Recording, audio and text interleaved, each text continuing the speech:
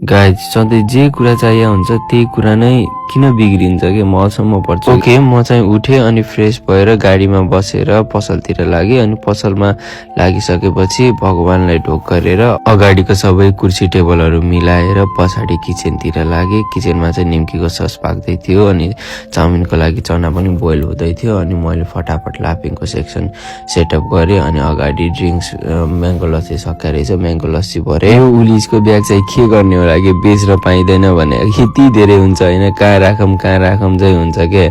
अनि खानाहरू सर्भ गरेँ अनि त्यसपछि मलाई आज लाफिङको सस बनाउनु पर्ने थियो, त्यसको लागि धेरै लसुन चाहिन्छ क्या।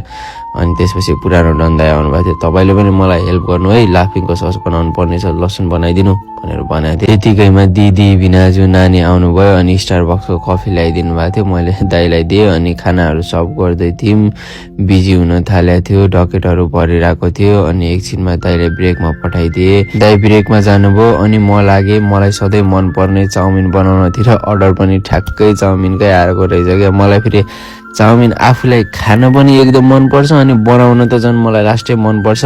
अनि जे कुरा जति बेला चाहिएको हुन्छ नि त्यो कुरा त्यति बेला किन बिग्रिन्छ क्या। लाफिङको रोटी एकदम चाहिरहेको थियो, बिजी थियो, मैले 5वटा लाफिङको रोटी राख्दाखेरि 2वटा 3वटा बनिरहेको थियो कि। अनि म यस्तो फ्रस्ट्रेट हुन्छु होइन, सबै चेप्टिन्छ क्या प्लेटमा। अनि त्यतिकैमा दाइले चाउचाउ अनि अरू चिप्सहरूको सामान ल्याइदिनु भयो। अनि मैले त्यो सबै सामान हेरेर पछाडि राख्नतिर लागेँ अनि क्लोजिङ गर्ने बेला भयो, यसो पैसाहरू हेरेर।